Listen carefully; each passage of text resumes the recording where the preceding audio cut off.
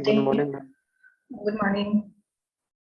तो अभी जो हमको नेक्स्ट पढ़ना है, इससे प्रीवियस क्लासेस में हम लोग indicators, determinants, national health policy, health क्या है, एस्पेक्ट ऑफ हेल्थ, ये सारा हम पढ़ चुके थे। अभी हमको क्या है कि कुछ एक प्रोग्राम जो ऑनगोइंग प्रोग्राम है हमारे हेल्थ को ठीक करने के लिए, हमको वो पढ़ना है। तो फर्स्ट एक पॉइंट है, एक टॉपिक है आपके सिलेबस में कि public and private health system क्या है इंडिया में, ये एक टॉपिक हमको पढ़ना है। तो मोस्टली सभी को पता है, हम लोग जितने लोग हैं यहाँ पे अभी, तो सभी को ये बात पता है कि हमारे देश में क्या स्थिति है पब्लिक का हेल्थ सिस्टम और प्राइवेट हेल्थ सिस्टम। कहने का मतलब है नॉर्मली अगर प्राइवेट हॉस्पिटलाइजेशन की बात करते हैं या फिर पब्लिक हॉस्पिटलाइजेशन की बात करते हैं, तो दोनों में क्या अंतर है, क्या क्या सुविधाएं हैं, मेनली हमको यही जानना है कि क्या अभी करंट सिनेरियो है public and private health system का इंडिया में। तो अभी हमारे इंडिया में क्या है कि universal multiplayer health care system रहता है, जहाँ पे हम लोग जहाँ पब्लिक हेल्थ केयर भी है और हमारे पास प्राइवेट हेल्थ केयर भी है। तो अभी दो में जो कैटेगराइज हुआ है हमारा health care delivery system, public and private, दोनों को हम लोग एक एक करके जानेंगे। ऑल्दो आप जानते ही हैं इसके बारे में कैसा क्या सुविधाएं मिल रही है, क्या नहीं मिल रही है, फिर भी एज पर सिलेबस हम पढ़ते हैं। तो फर्स्ट है हमारा प्राइवेट हेल्थ केयर। तो हमारा प्राइवेट हेल्थ केयर क्या है कि मोस्टली सभी लोग क्या होते हैं, कहाँ जाना चाहते हैं ट्रीटमेंट के लिए, कहाँ जाना चाहते हैं आप ट्रीटमेंट करवाने? और प्राइवेट में एक बार मन होता है कि हम जाए पब्लिक में, वहाँ पैसे बहुत कम लगते हैं, बट जैसे आप वहाँ पे जाएंगे तो वहाँ पे जो स्थिति है उसको देख के फिर आप शिफ्ट करेंगे प्राइवेट में, क्योंकि हेल्थ इंपॉर्टेंट है, पैसा हम मायने नहीं रखते हेल्थ के सामने। तो अब ये जो प्राइवेट हेल्थ केयर है हमें जो इंडिया में मिल रहा है, तो ये क्या है कि सभी का ओनर कोई ना कोई है, डायरेक्टर कोई ना कोई है, तो वो क्या है कि पर्सनलाइज अटेंशन दे रहा है, एज अ सोल पर्सन आपको अटेंशन दे रहा है। एक आदमी के लिए वहां पे बहुत सारे डॉक्टर्स हैं, सभी कोई आपने फुल्ली अटेंटिव है आपके लिए। उसके बाद क्या है कि ऑल्दो ये सब तो सुविधाएं बहुत ज्यादा है, आपको थर्ड 3 टायर सुविधाएं दे रहा है, 2 टायर 1 टायर सुविधाएं दे रहा है, बट प्राइमरी सेकेंडरी टर्शरी हर तरह का सुविधाएं वो आपको दे रहा है। आईसी यूनिट लगा है, वेंटिलेशन लगा है, हर कुछ लगा है। बट वहां पे क्या है कि प्राइस प्राइस की जब हम बात करते हैं तो वो काफी हाई प्राइस में है। प्राइवेट हेल्थ केयर का बिल जब आएगा तो लाखों में आता है, जब भी थोड़ा कम में भी आपका लाखों में बिल आता है। तो एक ये डिमेरिट्स है कि उसका जो प्राइस है वो फेयर नहीं रहता मोस्ट केसेस में, काफी एक्सपेंसिव है पब्लिक सेक्टर्स की तुलना में। अब यहाँ पे अगर हम गरीबों की बात करें तो वो लाख रुपए कहाँ से लाएंगे, नॉर्मल एक कोई भी चीज अगर आप टेस्टिंग कराने भी जाते हैं तो वो सेम चीज, सेम का टेस्ट अगर आप पूरा सीबीसी का पूरा कंप्लीट ब्लड चेक कराते हैं, तो आपका क्या है कि गवर्नमेंट में जाएंगे तो बहुत हुआ तो 50 रुपीज 100 रुपीज इस टाइप में हो जाएगा, या कभी और बहुत सारे फंडिंग भी रहते हैं तो फ्री में भी हो जाएगा आपका चेक। बट यही सेम चीज आप प्राइवेट में जाते हैं तो क्या है कि एक चेकिंग का आपको 1200 1300, तो अब देखिए कितना परसेंटेज बढ़ गया पैसे का, तो हाई प्राइस हो गया। दूसरा क्या है कि प्राइवेट में क्या है कि वो आपको रिफ्यूज कर सकते हैं, मना कर सकते हैं कि नहीं हम नहीं कर सकते आपका ट्रीटमेंट। ऑल्दो ये नियम है, आवाज आ रही है ना, ऑल्दो ये नियम है कि अगर इमरजेंसी केसेस कोई आ रहा है तो वो लॉ को अवॉइड नहीं कर सकते, लॉ के अंतर्गत उसको मना नहीं कर सकते अगर कोई इमरजेंसी केसेस आ रहा है तो। बट अगर नॉर्मल केसेस में है तो वो आपको मना कर सकते हैं कि नहीं आप भर्ती नहीं लेंगे चाहे जो भी, बट ये ऐसा गवर्नमेंट नहीं कर सकता, वो रेफर कर सकता है बट मना नहीं कर सकता आपको साफ तौर पे कि हम यहाँ रहे आपको भर्ती नहीं कर सकते, चाहे इस टाइप का कोई भी चीज नहीं कर सकते। उसके बाद जब हम सुविधाएं में आए तो बेशक जो प्राइवेट हेल्थ केयर सिस्टम है वो पब्लिक की तुलना में, पब्लिक हेल्थ केयर की तुलना में काफी मेजोरिटी के साथ हमको बहुत सारी सुविधाएं देती है। टर्शरी, प्राइमरी, क्वाटरनरी केयर, हर तरह का सुविधाएं देती है। वहां पे क्या है कि अब जब पब्लिक हेल्थ केयर में जाते हैं तो वहां पे क्या है कि डॉर्मेंट्री सिस्टम है, most of the cases डॉर्मेंट्री system है। एक बड़ा हॉल है, उसमें 20-22 बेड। गवर्नमेंट हॉस्पिटल गए होंगे आप लोग, कभी ना कभी तो गए होंगे, क्या गए हैं? No ma'am. कोई नहीं गया, कभी चाहिए घूमने, यस नो। जाया कीजिए, इससे सब नॉलेज बढ़ता है। मैं हाँ ठीक है।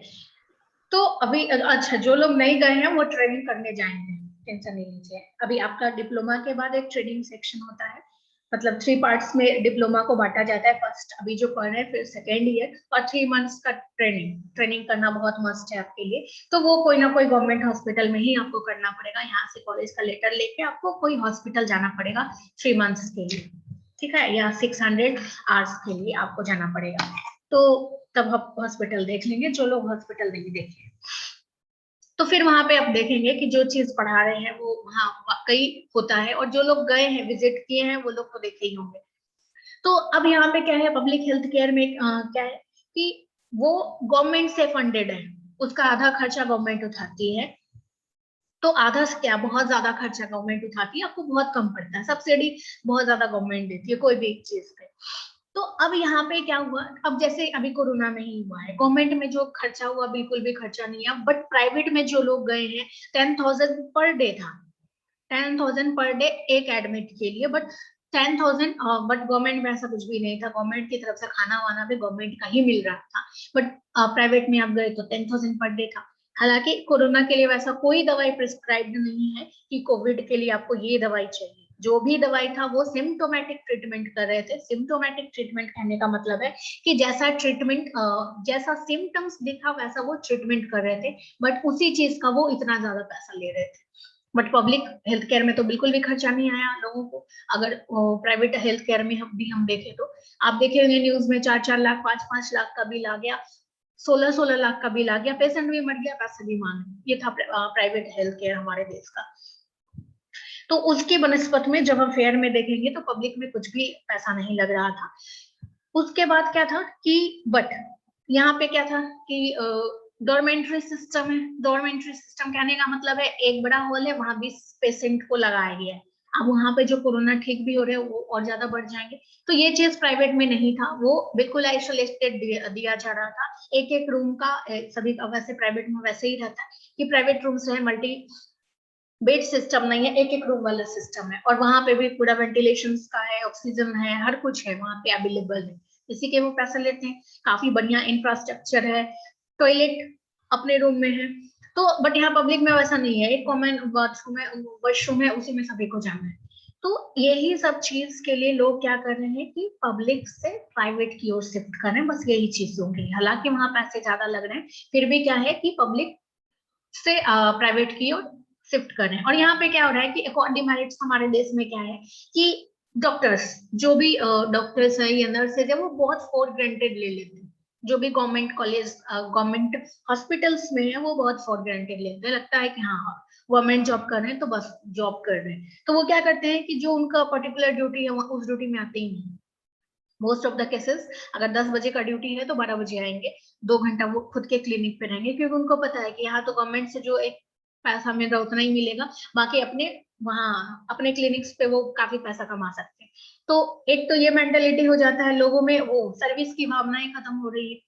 तो इसलिए जो पब्लिक हेल्थ केयर है वो थोड़ा डाउन होते जा रहा है। वहां पे उतना ज्यादा पेशेंट पे फोकस नहीं किया जा रहा है, बिल्कुल भी फोकस नहीं किया जा रहा है। हाँ ठीक है, नहीं है नहीं है। बट प्राइवेट में ऐसा नहीं है, प्राइवेट में थोड़ा जिम्मे पैसा ले रहे हैं, बट वो जिम्मेदारी के साथ उसको निभा भी रहे हैं।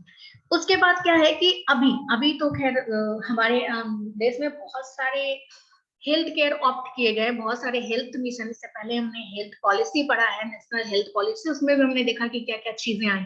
तो उसका मेन मोटो क्या था, हमारे हेल्थ को ठीक करने का पॉलिसी था। तो वैसे ही और भी बहुत सारे पॉलिसीज, हेल्थ केयर चीज, इस टाइप का इम्यूनाइजेशन शेड्यूल्स, बहुत सारी चीज चलती रहती है साथ साथ। तो उनका मेन काम क्या रहता है कि हमारे देश में जो सुविधाएं हैं उनको और बेहतर करना, लोगों को पब्लिक हेल्थ के केयर की तरफ अट्रैक्ट करना। तो अब यहाँ पे क्या है कि पहले इनिशियली क्या था कि हेल्थ केयर में जल्दी सेकेंडरी टर्शरी केयर नहीं था। तो अब ये पहले हम समझ लेते हैं secondary and tertiary and primary care क्या है, तीनों में क्या डिफरेंस है। तो प्राइमरी केयर में क्या है कि नॉर्मल फिजिशियन बैठा हुआ है, बस नॉर्मल फिजिशियन है, नर्सेज हैं, कुछ आशा है, इस टाइप के जो भी लोग हैं, कंपाउंडर्स हैं, वो लोग हैं। प्राइमरी टाइप का जो भी बीमारी हुआ, बुखार हुआ, इस टाइप के दे दें, पीएचसी यानी प्राइमरी हेल्थ केयर में नॉर्मली यही किया जाता है। उसके बाद दूसरा है सेकेंडरी हेल्थ केयर। अब यहाँ पे क्या है, थोड़ा सिम्टोमेटिक ट्रीटमेंट कर रहे हैं कि जैसे मान लीजिए मलेरिया हो गया तो उसका ट्रीटमेंट कर रहे हैं, या बुखार हो गया तो सिर्फ पैरासीटामोल नहीं दे रहे हैं, या फिर कुछ सिम्टम्स दिख रहा है तो उसका टेस्ट कर रहे हैं। तो इस टाइप का जो है वो हमारा सेकेंडरी में आता है। इसमें भी फिजिशियन रहते हैं बट वेल ट्रेन्ड है, एक्सपीरियंस्ड है, प्लस उनको ट्रेनिंग मिला हुआ है। तो इस टाइप के जो भी है थोड़ा हायर हो गया तो वो हमारा सेकेंडरी केयर हो गया। टर्शरी केयर में हमारा आईसीयू, इंटेंसिव यूनिट आ गया, या फिर वेंटिलेशन आ गया। तो इस टाइप का जो भी है वो टर्शरी है। और उससे बेहतर भी जो सुविधा है, स्पेशलिस्ट जो भी डॉक्टर्स है या जो भी स्पेशलाइज्ड हॉस्पिटल्स है, वो टर्शरी केयर के अंतर्गत आता है। और इससे भी ज्यादा जो बेहतर दे रहा है, इससे भी ज्यादा जो बेहतर दे रहा है, इम्प्लांट कर रहा है चाहे जो भी कर रहा है, तो वो हमारा क्वाटरनरी केयर में आता है। तो गवर्नमेंट्स में क्या है कि उनका लिमिटेड वर्क है। जनरली टर्शरी केयर बहुत कम हॉस्पिटल्स में, बहुत ज्यादा गवर्नमेंट हाई प्रोफाइल है तभी जाके टर्शरी है या क्वाटरनरी है। इनिशियली प्राइमरी हेल्थ केयर है, पीएचसी आप देखे होंगे, बहुत सारे पीएचसी है, पीएचसी का नाम सुने होंगे। सदर जो है वो हमारा टर्शरी केयर में आता है। तो ये जो गवर्नमेंट है वो पब्लिक हेल्थ केयर क्या है कि थोड़ा फोकस्ड कम है इस टाइप्स में चीज में, अगर है भी तो क्या है कि सामान्य का वर्किंग नहीं है, बहुत सारे वर्किंग नहीं है लोगों में। अभी क्या है ना कि आप देखे होंगे कि ब्लैक फंगस आया था, क्या ब्लैक फंगस आया था? यस मैम, तो व्हाइट एंड येलो भी। या तो वो फंगस जो था, जो भी था, कहाँ से आया, कभी सोचा आपने? कोविड से जो एंटीबायोटिक उनको दिया गया उस वजह से वो फाइट नहीं कर पाए, इस वजह से। स्टेरॉइड की वजह से आए, बट बहुत बड़ी प्रॉब्लम क्या था, सरकार का गवर्नमेंट हॉस्पिटल, वहां से ये फंगस उठ के आया, बट उनको वो कोई इनलाइटन नहीं किया। अब जो इतने दिनों से बंद पड़ा है ऑक्सीजन सिलेंडर चाहे मास्क, उतने दिनों से बंद पड़ा है, उसको किसी ने सैनिटाइज नहीं किया, किसी को किन्हीं ने उसको सही से नहीं किया और डायरेक्ट वो पेशेंट को लगा दिया। एक तो वैसे पेशेंट का इम्यूनिटी कम है, तो उस वक्त क्या है कि वो फंगस और भर भर के आया, उसको कोविड पेशेंट में वो फंगस और बढ़ बढ़ के आया और नया बीमारी बना दिया। तो ये था हमारा बीमारी। उसके बाद अब क्या है कि यही था हमारा पब्लिक हेल्थ केयर। तो यहाँ पे और दूसरा क्या है कि ट्रेंड मेडिकल पर्सनल्स का भी काफी कमी है। अभी आप देखे होंगे क्या होता है कि यहाँ पे भी नेपोटिज्म चलता है, पब्लिक हेल्थ केयर में भी नेपोटिज्म चलता है। कैसे? तो क्या है कि मान लीजिए आप पूरे लाइन में लगे, फिर कोई नर्स का भतीजा आ गया, कोई आ गया तो उसको पहले टीका लगवा दिया, पहले इम्यूनाइजेशन करा दिया, या फिर डॉक्टर या नर्स का ही बहाली है तो वो लोग क्या करते हैं, खुद में खुद एक दूसरे का ही बहाल कर देते हैं। तो ये सब चीजें प्राइवेट में नहीं है, प्राइवेट में ये चीजें नहीं है। वहां पे क्या है कि थोड़ा डॉक्टर स्पेशलाइज्ड डॉक्टर है, पब्लिक्स में ये चीजें ज्यादा है, ट्रेंड मेडिकल पर्सनल का कमी है, इसलिए लोगों में क्या है कि पब्लिक हेल्थ केयर का अट्रैक्शन कम है। यहाँ तक में कोई दिक्कत है किन्हीं को public and private health care system में? No ma'am. उसके बाद नेक्स्ट है हमारा नेशनल हेल्थ मिशन। अब यही सब चीज को देखते हुए कि लोग पब्लिक में नहीं जा रहे हैं, लोग अपना जमीन घर गिरवी रख के भी पब्लिक प्राइवेट में जा रहे हैं, तो क्या हुआ कि हमारे देश में क्या है कि नेशनल हेल्थ मिशन लॉन्च किया गया गवर्नमेंट ऑफ इंडिया की तरफ से 1913 में। अब ये जो लॉन्च किया गया इसमें एक चीज कॉन्ट्राडिक्टरी है कि यहाँ पे क्या है कि नेशनल रूरल हेल्थ मिशन ये लॉन्च किया गया 2005 में। तो अब ये जब हेल्थ मिशन 2013 में आया तो इसके अंतर्गत रूरल हेल्थ मिशन 2005 में कैसे आया, ये एक तरह का खुद में कॉन्ट्राडिक्टरी है। तो यहाँ पे क्या है, पैराडॉक्स टाइप का है। तो यहाँ पे क्या है कि पहले हमारे देश में नेशनल रूरल हेल्थ मिशन ही आया, उसको ही क्या किया गया कि आगे चल के एक और चीज में ऐड कर दिया गया, नेशनल अर्बन हेल्थ मिशन, जो 2013 में आया। और इन दोनों को एक कंबाइन में नाम दिया गया नेशनल हेल्थ मिशन 2013 में। तो हमारे देश में पहले क्या था, 2005 में स्टार्ट हुआ था नेशनल रूरल हेल्थ मिशन, जिसको आगे चल के नाम दिया गया नेशनल हेल्थ मिशन, और इसके अंतर्गत अर्बन वाले सिस्टम को भी लगा दिया गया। रूरल अर्बन कहने का मतलब है कि पहले हमारे देश में क्या था कि गांव के हेल्थ को ठीक करना था, 2005 में ये था कि गांव में हॉस्पिटल नहीं है, लोग बहुत ज्यादा मर रहे हैं, मैटरनिटी रेट बढ़ रहा है, इन्फर्टिलिटी रेट बढ़ रहा है, मतलब बच्चे लोग मर रहे हैं। तो इस टाइप का कम्युनिकेबल डिजीज बहुत बढ़ रहा है, लोगों में जागरूकता नहीं है। तो ये सब चीज पे फोकस करने के लिए एक हेल्थ मिशन बना था, नेशनल रूरल हेल्थ मिशन, जो गांव में चलता था, 2005 में स्टार्ट हुआ था। तो उसके बाद गवर्नमेंट को लगा कि नहीं, अब ये जो मिशन है ये सिर्फ गांव तक नहीं होना चाहिए, पुअर पर्सन हमारे शहरी क्षेत्र में भी है। तो फिर क्या हुआ कि 2013 में शहरी क्षेत्र को भी इंक्लूडेड किया गया और दोनों को मिला के नाम दिया गया नेशनल हेल्थ मिशन। कोई दिक्कत? और ये फिर अभी 2020 तक कंटिन्यू रहा। अब इसका जो कंपोनेंट्स था, मेन क्या था कि हेल्थ सिस्टम को सुधारना। तो किनका किनका हेल्थ सिस्टम सुधारना? तो रिप्रोडक्टिव, मैटरनल, नियोनेटल, एडोसेंट। अब ये चारों का क्या क्या मतलब हुआ? तो रिप्रोडक्टिव मतलब जो गेस्टेशन पीरियड में है, गेस्टेशन पीरियड में मतलब जो प्रेग्नेंट वुमन है उनका रिप्रोडक्टिव का। मैटरनिटी मतलब आफ्टर बर्थ जो माँ बनी है उनका हेल्थ को ठीक करना। नियोनेटल्स जो नवजात शिशु हैं उनका। और एडोसेंस मतलब जो युवतियां हैं, जो 12 से 14 तक के उम्र वाले औरतें हैं, सॉरी जो गर्ल्स हैं, उनका हेल्थ को ठीक करना। ये बना उनका एक मोटो। ये था कि अर्बन रहे चाहे वो शहरी रहे या ग्रामीण रहे, उन सब एरिया में इन सभी का हेल्थ को ठीक करना, उन पे ज्यादा ध्यान देना। उसके साथ क्या इसमें इंक्लूड कर दिया गया कि जितने तरह का कम्युनिकेबल या नॉन कम्युनिकेबल डिजीज है उनको भी ठीक करना, चाहे वो जागरूकता फैला के करे, चाहे वो इम्यूनाइजेशन के तहत करे, या बैलेंस डाइट प्रोवाइड करे, या कैंपेन लगाए। तो ये उनका था। तो अब यहाँ पे क्या है कि ये अब पहले हमारा रूरल मिशन तक ही इंक्लूडेड था, बट अब इसमें अर्बन भी आ गया। और इसका मेन क्या क्या कंपोनेंट किया गया कि शहरी और ग्रामीण क्षेत्रों में रिप्रोडक्टिव, मैटरनल, नियोनेटल और एडोसेंट हेल्थ को सुधारने के साथ साथ communicable and non communicable disease की भी रोकथाम करना। कम्युनिकेबल जो एक दूसरे के साथ फैल रहा हो, कोई भी एक आदमी से दूसरे आदमी के तक फैल रहा हो, एक पशु से दूसरे पशु तक फैल रहा हो, पक्षी से आदमी में फैल रहा हो, कोई भी किसी के साथ एक दूसरे से कम्युनिकेट हो रहा हो बीमारी, तो उसको हम लोग कम्युनिकेबल डिजीज बोलते हैं। नॉन कम्युनिकेबल जो एक दूसरे के साथ नहीं फैल रहा हो तो उसको हम लोग नॉन कम्युनिकेबल डिजीज बोलते हैं। जैसे हो गया कि डायबिटीज। डायबिटीज अगर हमको है तो जरूरी नहीं है आप मेरे बगल में रहेंगे तो आपको नहीं हो सकता, बट अगर हमको कॉमन कोल्ड है तो वो आपको हो सकता है बाय स्नीजिंग। आपको हो सकता है एयरबोर्न डिजीज हो या कोई भी टाइप से वाया मीडिया आपको हो सकता है। तो जो इस टाइप की बीमारियां होती है एक दूसरे से उसको हम लोग कम्युनिकेबल डिजीज बोलते हैं, और जो नहीं फैलती उसको नॉन कम्युनिकेबल डिजीज बोलते हैं। यहाँ तक क्लियर है? Yes ma'am. उसके बाद अभी यहाँ पे क्या हुआ कि फिर हमारा ऑब्जेक्टिव्स क्या आ गया कि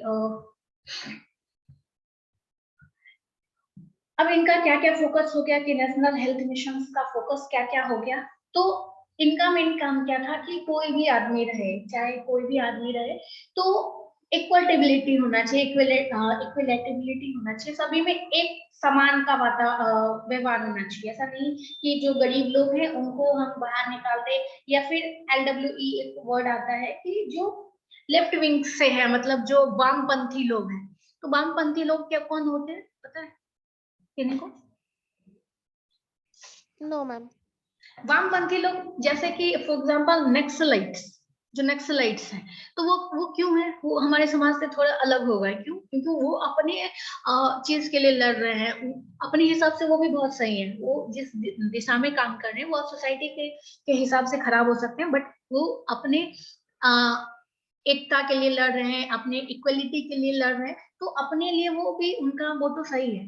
तो इस टाइप के जो लोग हैं या फिर जिनको बाहर से जो लोग आए हुए हैं, तो वामपंथी है कि उनको हिंसा के तौर पे अपना बात को मनवाना है, कोई भी चीज को बनवाना है, लेकिन वो शांति से नहीं काम लेते, हिंसा के तौर पे उतरते हैं, बस जला दिए, ट्रेन उड़ा दिए, इस टाइप के काम करते हैं। तो उन्हीं को हम लोग LWE बोलते हैं, लेफ्ट विंग एक्सट्रीमिस्ट बोलते हैं। तो ये हमारे समाज से थोड़ा हटके। तो इनका काम क्या है? तो ऐसे लोगों के हेल्थ को सुधारना, उन पे ध्यान देना, या पुअर लोग जो है ग्रामीण क्षेत्र के रहे या फिर शहरी क्षेत्र के पुअर लोग हैं या ट्राइबल पॉपुलेशंस हैं, जनजातियां हैं जो जंगल में रहते हैं, तो उनके हेल्थ को प्रायोरिटीज में रखा गया है, इन लोगों को हेल्थ को प्रायोरिटीज में रखा गया है।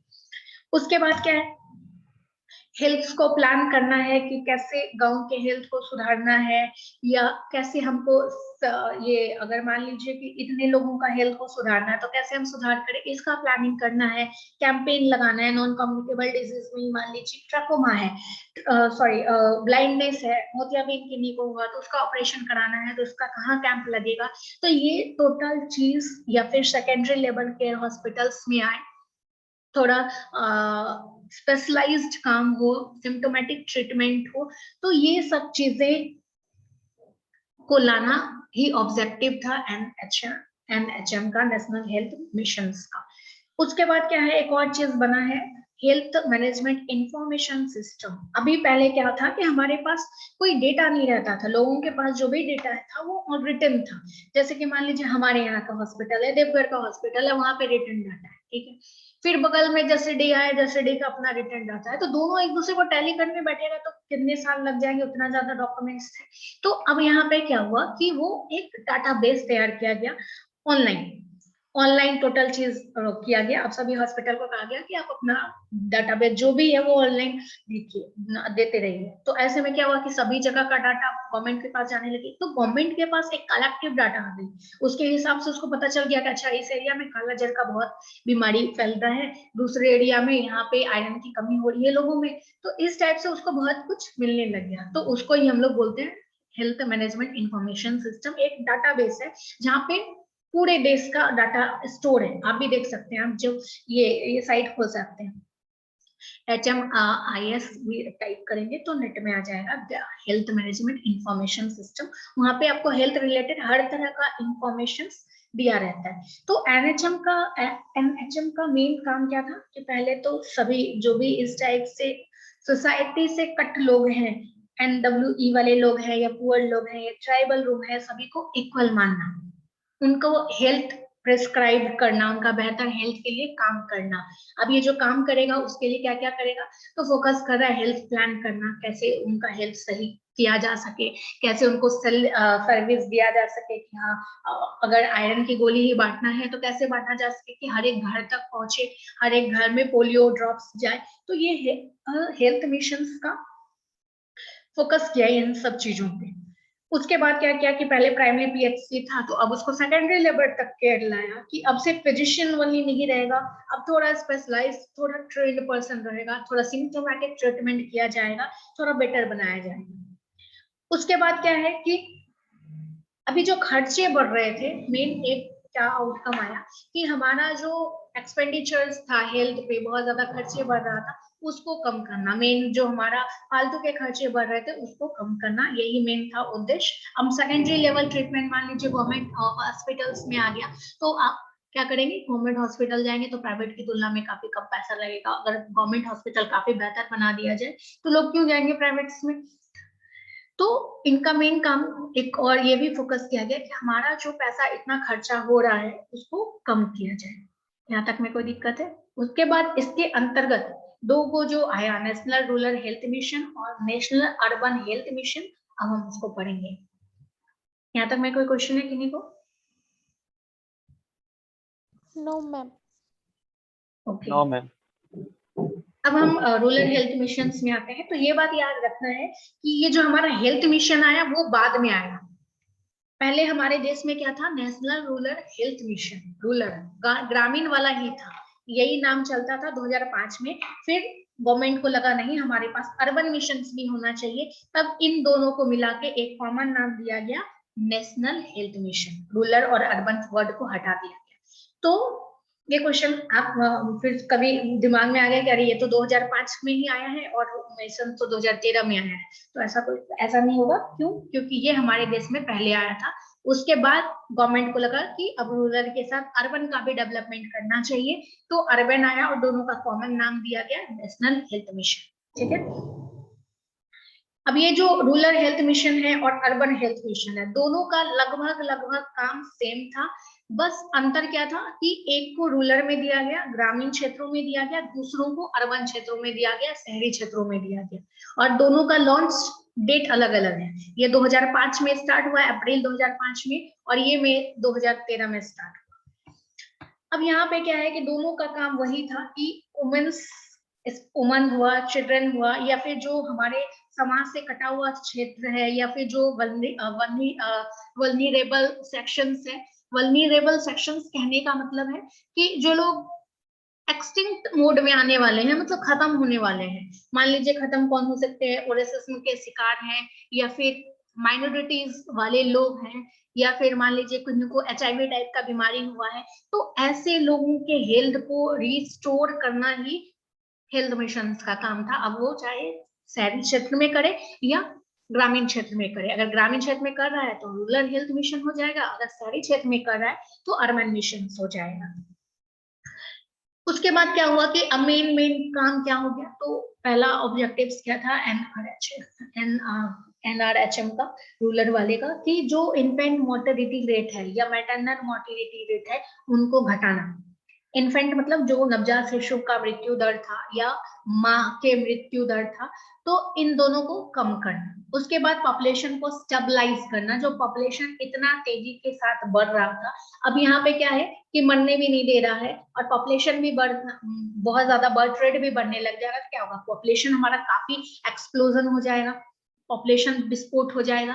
तो ये भी इंश्योर करना, मोर्टेलिटी रेट के साथ मृत्यु दर घटाने के साथ ये भी इंश्योर करना कि हमारा पॉपुलेशन स्टेबल हो, कम हो जाए। कैसे स्टेबल होगा ये हम आगे पढ़ेंगे। उसके बाद क्या है कि communicable and non communicable disease को कंट्रोल करना, प्रिवेंट करना। उसके बाद एक और नया वर्ड आया, आयुष। आयुष वर्ड आपने सुना होगा। तो आयुष के अंतर्गत क्या है, आयुष डॉक्टर, ये आपने सुना होगा, आयुष डॉक्टर। तो ये आयुष को अपग्रेड किया, आयुष को लाया हेल्दी लाइफ स्टाइल। तो पहले आयुष का उतना वैल्यू नहीं था। तो आयुष में क्या है कि आयुष का लिटरली मीनिंग एक एक वर्ड पे जुड़ा हुआ है। आयुर्वेदिक हो गया, यूनानी हो गया, योगा हो गया, सिद्धि और होम्योपैथिक, इस टाइप के 5 जो अलग अलग स्ट्रीम है, वहां के डॉक्टर्स को बुलाया गया ताकि वो हेल्थ स्टाइल को ठीक करें अपने अपने विधि से। आयुर्वेदिक वाला जो होगा वो आयुर्वेदिक विधि से ठीक करेगा, योगा वाला पैथोलॉजी टाइप से योगा विधि से करेगा, यूनानी विधि से करेगा। ये सभी जो है ना, ये डॉक्टर्स वाले चीज है। जैसे आप एलोपैथिक दवाइयां खाते हैं ना, वैसे आयुर्वेदिक रहता है, सभी चीज वैसे वैसे रहते हैं। यूनानी टाइप से बनाते हैं, सिद्धि टाइप से बनाते हैं, होम्योपैथिक का बनाते हैं, और योगा के द्वारा ठीक करते हैं। तो ये क्या क्या आ गया कि सिर्फ अब डॉक्टर MBBS को नहीं रखा गया, अब आयुष वाले डॉक्टर्स को भी रखा गया, ताकि हेल्थ स्टाइल को ठीक किया जा सके, प्रमोट किया जा सके। तो जरूरी नहीं है कि जैसे मान लीजिए डायबिटीज है, ठीक है, तो डायबिटीज जो हो रहा है उसको, जो टाइप 2 है, आप उसको इजिली ओवरकम कर सकते हैं। कैसे? जरूरी नहीं कि सिर्फ आपको इंसुलिन ही लेना है, तो हेल्दी लाइफ स्टाइल को मेंटेन करके। अब ये जो हेल्दी लाइफ स्टाइल मेंटेन करेगा, कौन करेगा? तो जो एलोपैथिक डॉक्टर है वो तो इंसुलिन लिख देगा, चाहे इसी टाइप का कोई दवाइयां लिख देगा आपको। बट ये जो आयुर्वेदिक टाइप का डॉक्टर है वो आपको बताएगा कि हाँ रे, ये प्लांट्स से ये चीज आप खा सकते हैं, यहाँ पे आपको ये कंपोनेंट मिलेगा, आपका डायबिटीज ठीक हो जाएगा। आयुर्वेदिक वाला डॉक्टर ये कर सकता है। होम्योपैथिक वाला लेस साइड इफेक्ट के साथ आपका बीमारी ठीक कर सकता है। ऐसे यूनानी और सिद्धि है, योगा से आप आपका लाइफ स्पेन बढ़ा सकता है, बहुत कुछ कर सकता है, हार्मोनल फंक्शंस बढ़ा सकता है। तो इसीलिए क्या किया, इन सभी चीजों को ठीक करने के लिए आयुष का नया सिस्टम लाया, आयुष डॉक्टर का नियुक्ति करने लगा। यहाँ तक में कोई क्वेश्चन? No ma'am. अब दूसरा जब हम आते हैं तो NUHM में, तो इसका भी मेन मोटो सेम था जैसे रूरल का था। बट यहाँ पे क्या था कि अब ये जो नेशनल हेल्थ मिशन है वो शहरी क्षेत्रों में होना है। बाकी यहाँ पे वही था कि वो अर्बन पुअर को ठीक करना है, जो वल्नरेबल सेक्शन है उसको ठीक करना है, इसका भी वही मोटो था। तो अब क्या क्या किया यहाँ पे, तो इन्होंने भी इन्फेंट मोर्टेलिटी रेट को घटाया,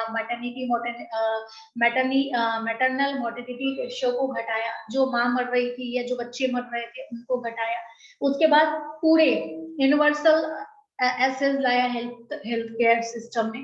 जो रिप्रोडक्टिव हेल्थ केयर सिस्टम था उसमें सभी के लिए बराबर कर दिया, इक्वलिटी लाया। ऐसा नहीं कि अमीरों को दे रहे हैं, गरीबों को नहीं दे रहे। इसका मेन मोटो ही गरीब था कि जो लोग निचले तबके के लोग हैं उनका हेल्थ को प्रमोट करना, उसके बाद जो भी टाइप का हिंड्रेंस आ रहा है तो वो खत्म करना है। जैसे कि अभी आप गवर्नमेंट हॉस्पिटल जाएंगे तो वहाँ पे हेल्थ कार्ड बनता है, जितने भी जो भी जेस्टेशन पीरियड में वुमेन है या फिर जिनको प्रेग्नेंट वुमेन है उनका क्या होता है कि हेल्थ कार्ड बनता है। उस हेल्थ कार्ड में क्या है कि आपका फ्री चेकअप तो ही रहा है, प्लस आपको खुद के खाने के लिए पैसे आते हैं, गवर्नमेंट की तरफ से कुछ पैसे आते हैं। तो अब क्या है कि उनको हेल्थ रिलेटेड जो भी इंटरवेंशन है, मान लीजिए खाना घर में इकोनॉमिकल प्रॉब्लम है तो हेल्थ कार्ड से उसको पैसा ही आ गया, वहां से वो खा पी रहा है। तो ये सब चीज था, मिशन था कि अर्बन्स में क्या करना है और रूरल में क्या करना है। कोई क्वेश्चन यहाँ तक में?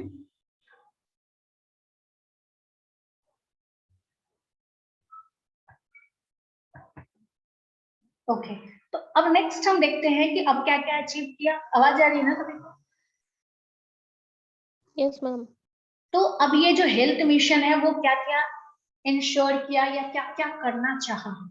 तो इसका मेन मोटो था कि जो MMR है, मतलब मैटरनल मोर्टेलिटी रेशियो, इसको कम करना। कितना कम करना? तो 1000 लाइव बर्थ में सिर्फ एक कोई मरे, उससे ज्यादा नहीं मरे। तो जो मैटरनिटी है, मतलब माँ का जो मृत्यु दर था, प्रेग्नेंट औरत का जो मृत्यु दर है, उसको कम करना था। और मेन मोटो क्या था कि 1000 में सिर्फ एक मरे, उससे ज्यादा नहीं मरे। इन्फेंट का जो मोर्टेलिटी रेट था उसको कम करना है, वो तो हम पढ़े, बट कितना कम करना है? 1000 में 25 मरे, उससे ज्यादा नहीं मरे, या उसको और ठीक करना। बट एक हम मोटो लेके चलते हैं कि हमको एटलीस्ट इतना ठीक करना है। उसके बाद क्या है कि TFR को हमको 2.1 करना है। TFR क्या है? Total fertility rate.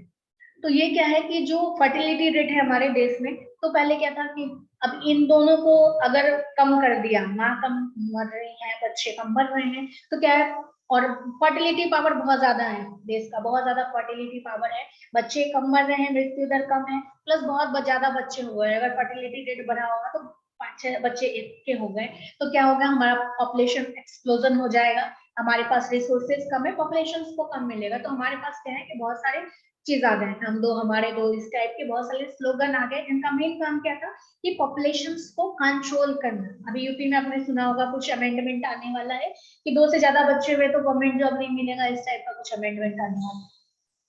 तो इसका मेन मोटो क्या है कि हमारा पॉपुलेशन को कंट्रोल करना, जो हमारा टोटल फर्टिलिटी रेट है उसको कम करना। अब क्या है कि एक लिमिटेशन दे दिया गया है कि अभी 18 साल से पहले की जो लड़कियां हैं उनका शादी नहीं करना, 21 से पहले का शादी नहीं करना, इस टाइप का कुछ आया हुआ है।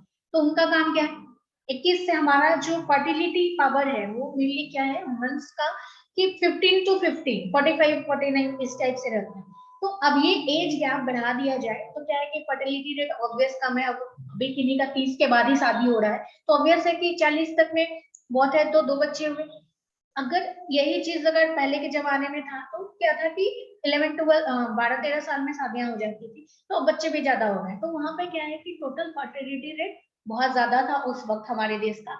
स्टार्टिंग में अगर आप जानना चाहेंगे तो 70 समय टोटल फर्टिलिटी रेट देश का 6-7 था, 6-7 बच्चे हो रहे थे। तो ये जो 2.1 है, तो ये एवरेज का है, ऐसा नहीं है कि 2.1 किसी को बच्चा रहता है 2 रहेंगे या 1 रहेंगे, बट ये एवरेज में 2.1 काउंट हुआ है।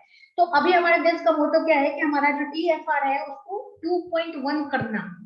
ये नेशनल हेल्थ मिशन का काम, एक एम दिया गया था कि हमको ऐसा करना है। तो अभी जनरली देखेंगे तो लगभग ये अप्रोच तक आ चुका है। TFR रेट हमारे देश का भी करंट में 2.6 है, लोगों को 2 से 3 बच्चे हैं, तो उसको कम करके और 2.1 पे लाना, टोटल फर्टिलिटी रेट को और कम करना, उसको कम लाना, ताकि हमारा जो पॉपुलेशन है वो स्टेबलाइज हो सके। उसके बाद दूसरा क्या है कि जो वुमेन है 15 से 49 वाले उम्र है जो जिस, तो उस औरतों का एनीमिया से दूर करना है। एनीमिया क्या है?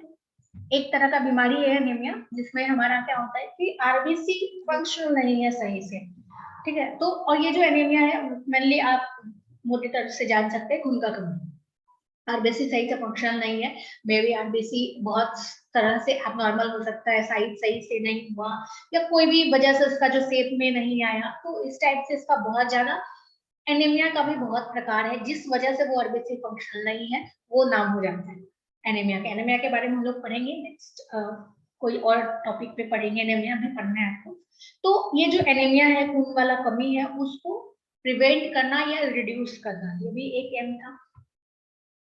उसके बाद एम क्या था कि हमारा जो भी communicable disease, non communicable disease, injury या कोई इमर्जिंग डिजीज के कारण जो भी मॉर्टेलिटी रेट है या मॉर्बिडिटी है, कोई भी डिसेबिलिटीज हो रहा है या लोग मर रहे हैं, उसको कम करना या उसको दूर करना। उसके बाद क्या है कि जो हेल्थ केयर पे हमने बहुत ज्यादा खर्चा किया हुआ है, उस एक खर्चे को कम करना। ट्यूबरक्लोसिस, टीबी के साथ जो लोग मर रहे हैं, टीबी से बहुत लोग मरते हैं, टीबी नॉर्मल लगता होगा, तो अभी हमारे देश में क्या है कि टीबी का मुफ्त इलाज कर दिया गया है, डॉट्स दिया जाता है, डॉट्स के अंतर्गत टीबी का मुफ्त इलाज किया जाता है। तो ये हेल्थ मिशन में अंतर्गत किया गया कि ये जो ट्यूबरक्लोसिस है, उससे लोगों का जो मृत्यु दर है उसको एटलीस्ट हाफ करना। लेप्रोसी, कुष्ठ जो लोग हो रहा है, कुष्ठ का भी फ्री इलाज है हमारे देश में, तो वो भी हेल्थ मिशन के अंतर्गत आता है कि पहले हमारे देश में कुष्ठ बहुत होता था, बट अब बहुत कम है। अब ये एम लेके चला गया है कि 10,000 पॉपुलेशन में सिर्फ एक कोई कुष्ठ रोगी ही मिले, उससे ज्यादा नहीं मिले। उसके बाद क्या है कि जो मलेरिया है, तो मलेरिया का भी जो हमारा केसेस है वो 1 मिले, 1,000 में एक ही मिले, एक से कम मिले। तो इसके लिए बहुत कुछ छिड़काव किया जाता है, बहुत सारे कैंपेन चलाए जाते हैं। टीवी में भी आपने बहुत सारे एड्स देखा होगा कि बोलते हैं कि गड्ढे भर दें, जो भी इधर उधर फेंके हुए हैं वो सब नहीं फेंके। तो ये सब चीज कैंपेन क्यों चला जाता है, इसका मेन उद्देश्य है आपको जागरूक करना, या फिर गवर्नमेंट बहुत सारा नालियां का सफाई करवाती है, छिड़काव करती है। उसके बाद क्या है कि माइक्रोफिलेरिया को कम करना, जो फिलेरिया हो रहा है देश में उसको कम करना, काला जड़ को बिल्कुल ही भी एलिमिनेट करना, देश से ही खत्म कर देना। तो ये सब कुछ मोटो लेके चला गया था नेशनल हेल्थ मिशन के अंतर्गत। कोई दिक्कत यहाँ तक में?